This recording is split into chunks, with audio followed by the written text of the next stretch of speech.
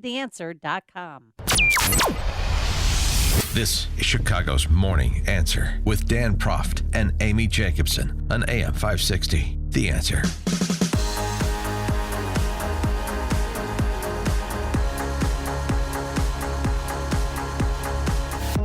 Top of the morning, Dan and Amy. Our friend Jim Carafano from the Heritage Foundation has a good piece about President Trump and his foreign policy, his approach to geopolitical relations. Trump's style lacks polish, but his straight statecraft is sound. Like so much else, you may not like his style, but the underlying decisions being made are not only rational, but sensible. He writes, this Carafano, in fairness, Trump makes it easy for his detractors. His over-the-top rhetoric leaves the foreign policy class distraught and distracted, like the guy who shops at Brooks Brothers wearing Crocs and parachute pants. That's good. That's a good way to put it. He talks about Hungarian President Viktor Orban's visit to the White House this week and the hue and cry that drew from the press corps. But Carafano goes on to say, look, his style of statesmanship is anything but normal, but in practice, his policies look a lot more like a return to normal diplomacy.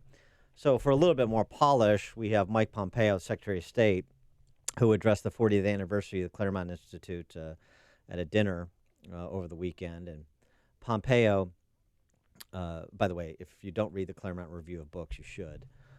It's a great site/outlet. But Pompeo sort of provided some form to Trump's bluster in defining what American first foreign policy is. It's based on three principles: realism, restraint, and respect.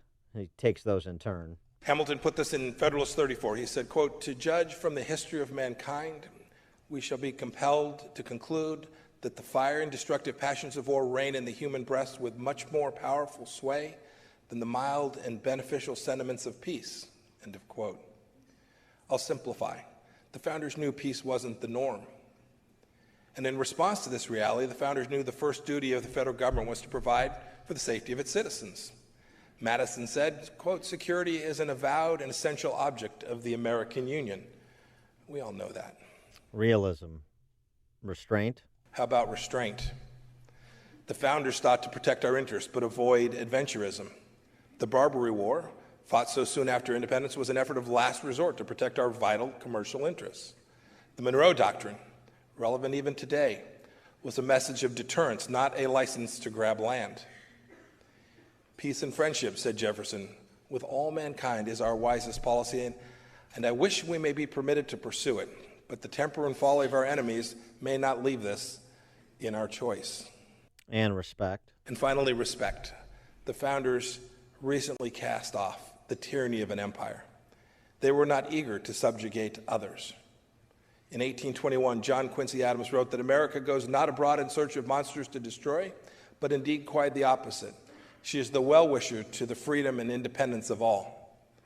And as the first nation of its kind, the world would see America as a model for self-government and liberty, and a special bond would link America to any nation that loved those things. And what's happened in the last 30 years, Republicans and Democrats, since the end of the Cold War, and how the Trump administration and Secretary of State Pompeo are sort of charting that return to normalcy that Carafano described in his piece. America, too, had become unrestrained, untethered from common sense. The institutions we built to defend the free world against the Soviet menace had drifted from their original mission set. Indeed, some of them had become directly antagonistic to our interests while we kept silent. We bought into trade agreements that helped hollow out our own middle class. We sacrificed American competitiveness for accolades from the UN and climate activists. And we engaged in conflicts without a clear sense of mission. No more. For more on this, particularly against the backdrop of what the left is promoting these days and who they're promoting, notably Rashida Tlaib this week promoting a fictional version of history in the Middle East, we're pleased to be joined again by our friend Caroline Glick, who is a columnist, journalist with the Jerusalem Post. Caroline, thanks so much for joining us. Appreciate it. Thank you. Thank you for having me on your program. With respect to, before we get to the specifics of Tlaib and Middle Eastern policy, but just generally what Pompeo laid out there and what Jim Carafano said about the president, you may not like him stylistically, but in terms of the policy making, the diplomatic approach, the diplomatic decision making, not stylistically, but substantively, is a return to normalcy after 30 years of adventurism and the lack of restraint, as Pompeo described.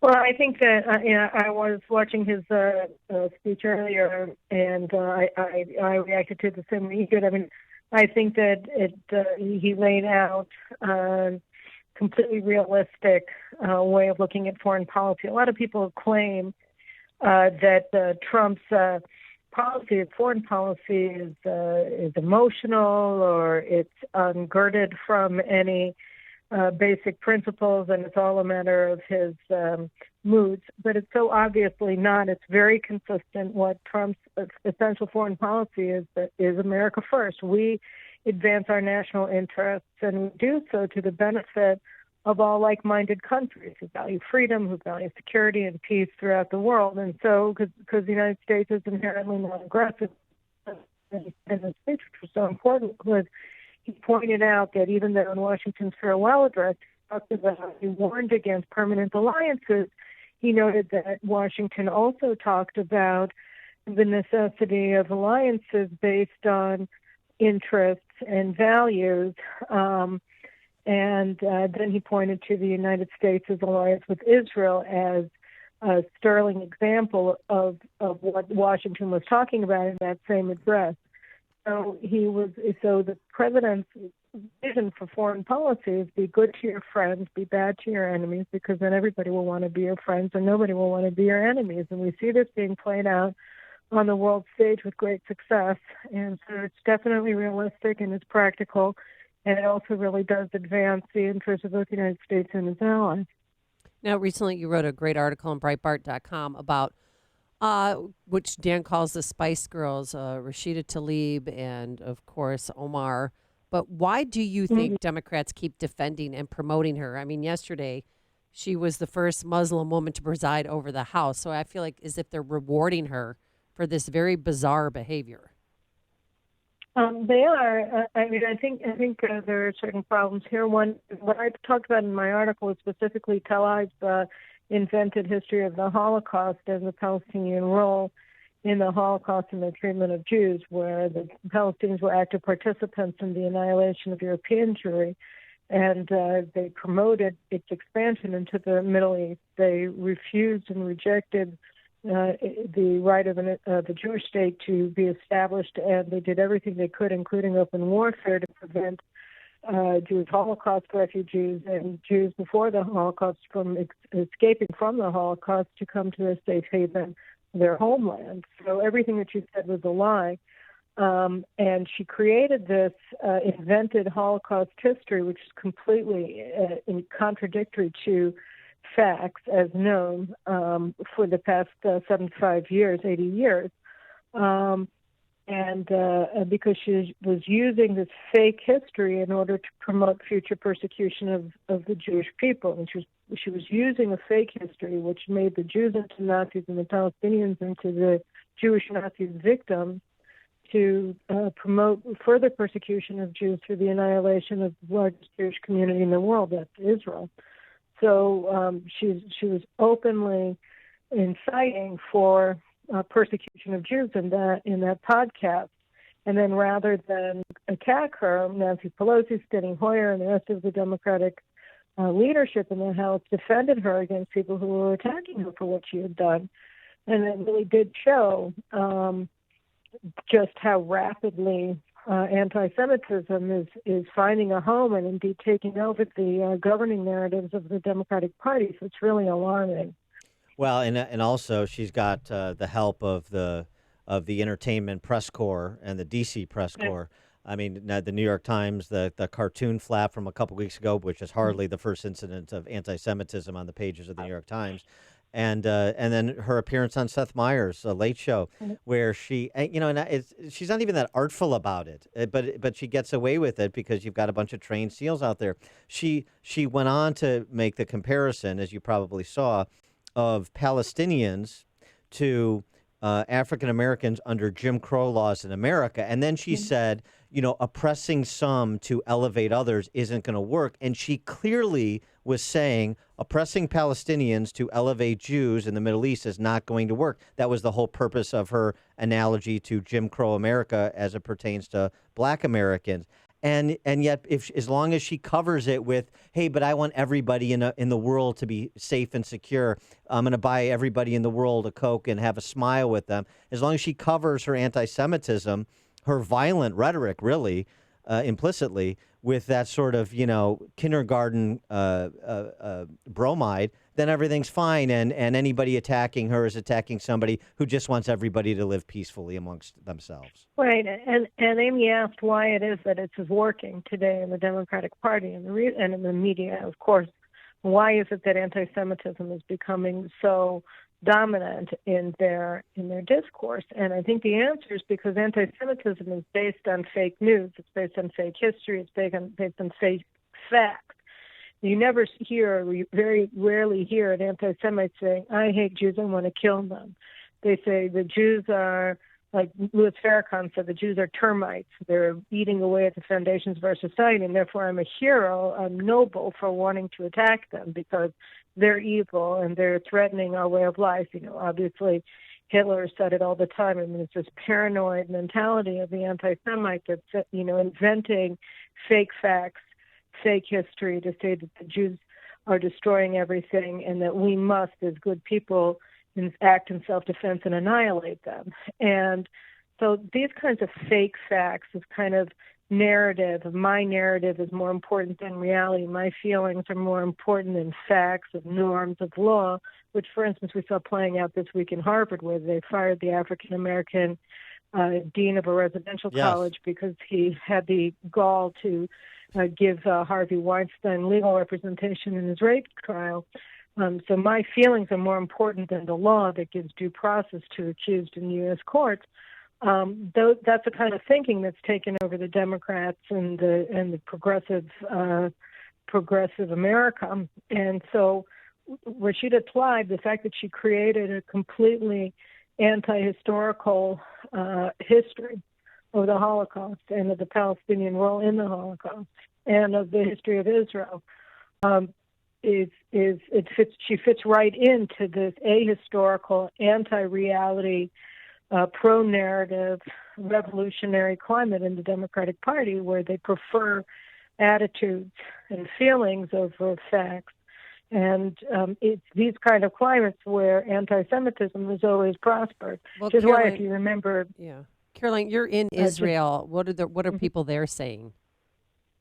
Well, we're very disconcerted over what's happening in the Democratic Party. I mean, everybody at all levels of society, because, when the Democratic Party was a party that, like the Republicans, was based on reality, that they had policy disputes, but overall they accepted facts as they are. We had bipartisan support for Israel because it just makes sense. Of course, you would support the United States as only stable ally in the Middle East, a country that's a democracy and shares the basic ideals of the United States, and is always also powerful enough to defend itself against enemies that are shared by the United States. So all of these things made sense until this kind of rejection of reason took over the Democratic Party. So like yesterday or 2 days ago, there was an anniversary celebration for the opening of the U.S. Embassy in Jerusalem on May 15th of last year.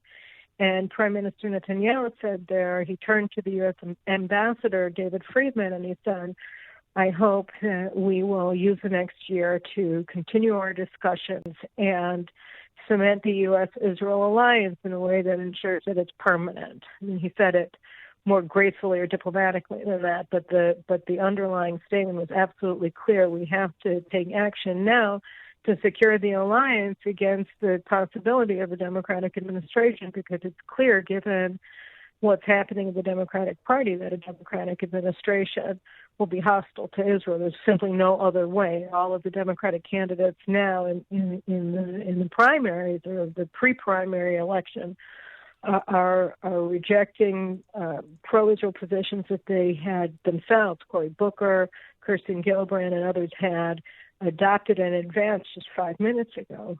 Well, the other thing, too, it seems to me, I wonder if you agree, the absence of reason you talk about, perhaps the other side of that coin is the embrace of celebrity. And it seems to me Democrat socialists have figured out that celebrity trumps all. So when you turn the ignorant and the hateful Tlaib, Omar, Ocasio-Cortez into celebrities, they can say anything and get away with anything because they have willing handmaidens, not just in the D.C. press corps, but more importantly in the entertainment industry. And so Louis Farrakhan, you mentioned him.